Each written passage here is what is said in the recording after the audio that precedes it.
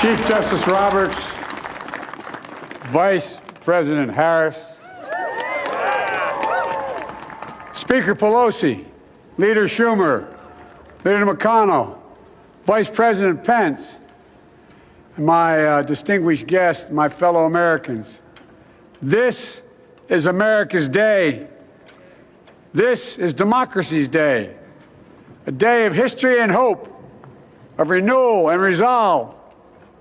Through a crucible for the ages, America has been tested anew, and America has risen to the challenge.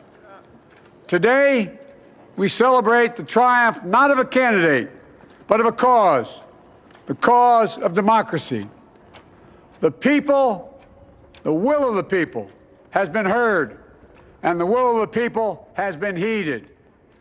We've learned again that democracy is precious. Democracy is fragile. And at this hour, my friends, democracy has prevailed. So now, on this hallowed ground where just a few days ago, violence sought to shake the Capitol's very foundation, we come together as one nation, under God, indivisible, to carry out the peaceful transfer of power as we have for more than 2 centuries. As we look ahead in our uniquely American way, restless, bold, optimistic, and set our sights on the nation we know we can be and we must be. I thank my predecessors of both parties for their presence here today. I thank them from the bottom of my heart, and I know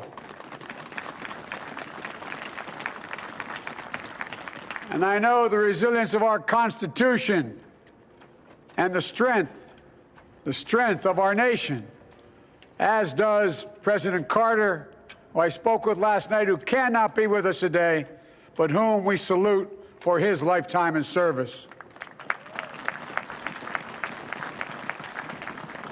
I've just taken the sacred oath each of those patriots have taken, the oath first sworn by George Washington.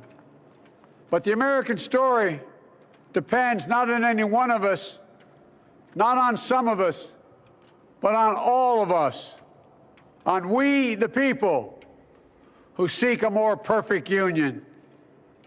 This is a great nation. We are good people.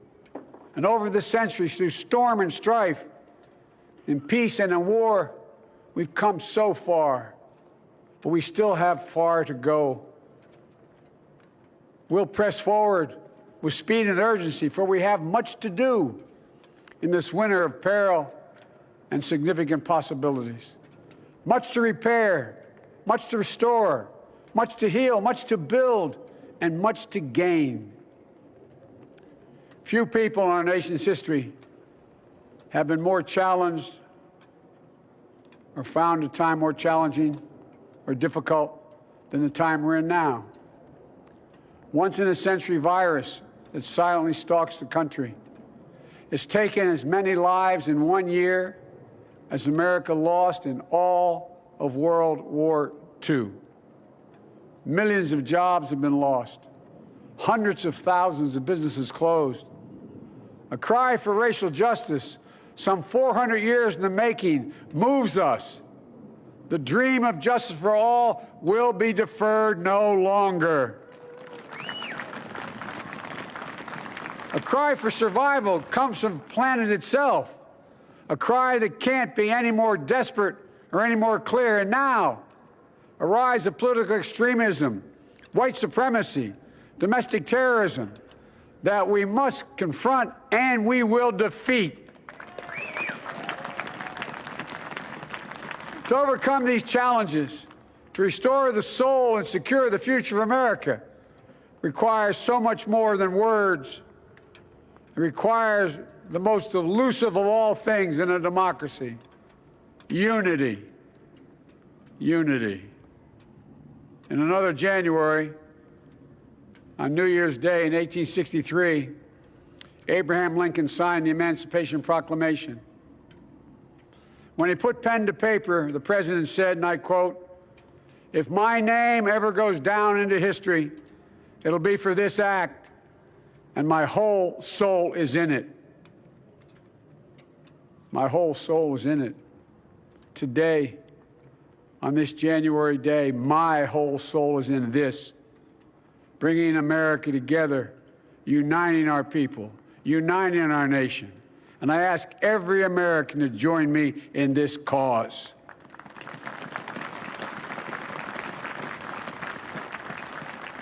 Uniting to fight the foes we face: anger, resentment and hatred, extremism, lawlessness, violence, disease, joblessness, and hopelessness.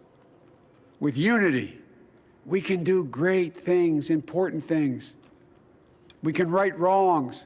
We can put people to work in good jobs. We can teach our children in safe schools. We can overcome the deadly virus. We can reward work and rebuild the middle class and make health care secure for all. We can deliver racial justice, and we can make America once again the leading force for good in the world. I know speaking of unity can sound to some like a foolish fantasy these days. I know the forces that divide us are deep and they are real. But I also know they are not new. Our history has been a constant struggle between the American ideal that we're all are created equal and the harsh, ugly reality that racism, nativism, fear, demonization have long torn us apart. The battle is perennial, and victory is never assured. Through Civil War, the Great Depression, World War, 9/11, through struggle, sacrifice, and setbacks, our better angels have always prevailed. In each of these moments, enough of us have come together to carry all of us forward. And we can do that now. History, faith, and reason show the way of unity. We can see each other not as adversaries, but as neighbors. We can treat each other with dignity and respect. We can join forces, stop the shouting, and lower the temperature. For without unity, there is no peace, only bitterness and fury. No progress, only exhausting outrage. No nation, only a state of chaos. This is our historic moment of crisis and challenge, and unity is the path forward. And we must meet this moment as the United States of America. If we do that, I guarantee you we will not fail. We have never, ever, ever, ever failed in America when we've acted together. And so today, at this time, in this place, let's start afresh, all of us. Let's begin to listen to one another again, hear one another, see one another, show respect to one another. Politics doesn't have to be a raging fire, destroying everything in its path. Every disagreement doesn't have to be a cause for total war.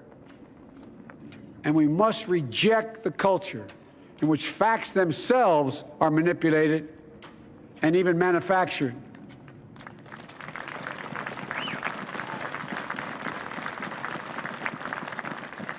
My fellow Americans, we have to be different than this.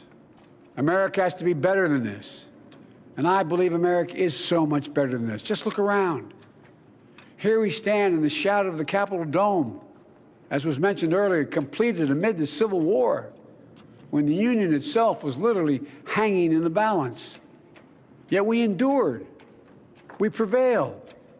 Here we stand, looking out on the great mall where Dr. King spoke of his dream. Here we stand where 108 years ago, at another inaugural, thousands of protesters tried to block brave women marching for the right to vote. And today, we mark the swearing in of the first woman in American history elected to national office, Vice President Kamala Harris. Don't tell me things can't change. Here we stand across the Potomac from Arlington Cemetery, where heroes who gave the last full measure of devotion rest in eternal peace. And here we stand, just days after a riotous mob thought they could use violence to silence the will of the people, to stop the work of our democracy, to drive us from this sacred ground. It did not happen. It will never happen. Not today, not tomorrow, not ever. Not ever.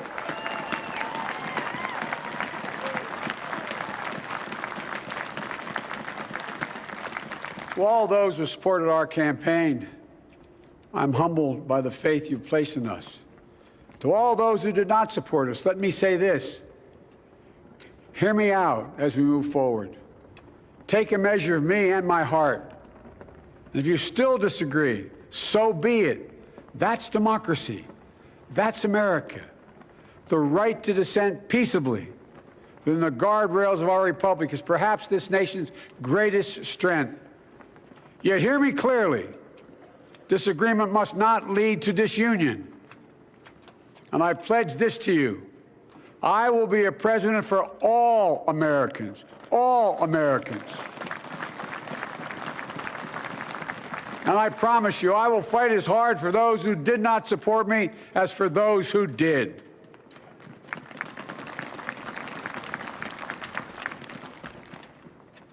Many centuries ago, St. Augustine, a saint of my church, wrote that a people was a multitude defined by the common objects of their love.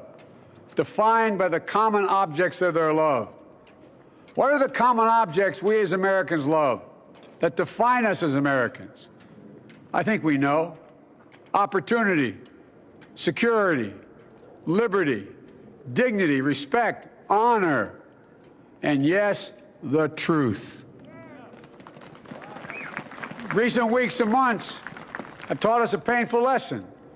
There is truth and there are lies. Lies told for power and for profit. And each of us has a duty and a responsibility as citizens, as Americans, and especially as leaders. Leaders who have pledged to honor our Constitution and protect our nation, to defend the truth and defeat the lies. Look, I understand that many of my fellow Americans view the future with fear and trepidation. I understand they worry about their jobs. I understand, like my dad, they lay at bed at night, staring at the ceiling, wondering, can I keep my health care? Can I pay my mortgage? Thinking about their families, about what comes next. I promise you, I get it. But the answer is not to turn inward, to retreat into competing factions, distrusting those who don't look like you, or worship the way you do, or don't get their news from the same sources you do. We must end this uncivil war that pits red against blue, rural versus urban, conservative versus liberal. We can do this if we open our souls instead of hardening our hearts, if we show a little tolerance and humility, and if we're willing to stand in the other person's shoes, as my mom would say, just for a moment, stand in their shoes. Because here's the thing about life. There's no accounting for what fate will deal you. Some days, when you need a hand. There are other days when we're called to lend a hand. That's how it has to be. That's what we do for one another. And if we are this way, our country will be stronger, more prosperous, more ready for the future. And we can still disagree. My fellow Americans, in the work ahead of us, we're going to need each other. We need all our strength to persevere through this dark winter. We're entering what may be the toughest and deadliest period of the virus. We must set aside politics and finally face this pandemic as one nation. One nation. And I promise you this, as the Bible says, weeping may endure for a night, but joy cometh in the morning. We will get through this together. Together. Look, folks, all my colleagues I serve with in the House and the Senate up here, we all understand the world is watching all of us today. So here's my message to those beyond our borders. America has been tested, and we've come out stronger for it. We will repair our alliances and engage with the world once again, not to meet yesterday's challenges, but today's and tomorrow's challenges.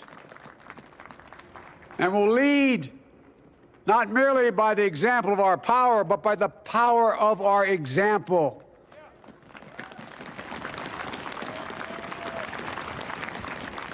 We'll be a strong and trusted partner for peace, progress, and security. Look, you all know we've been through so much in this nation. And my first act as president, I'd like to ask you to join me in a moment of silent prayer. Remember all those who we lost in this past year to the pandemic, those 400,000 fellow Americans, moms, dads, husbands, wives, sons, daughters, friends, neighbors, and co-workers.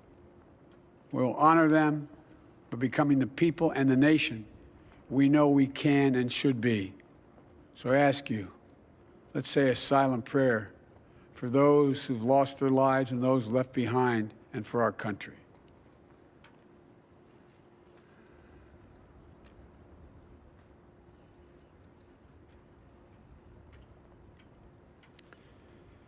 Amen.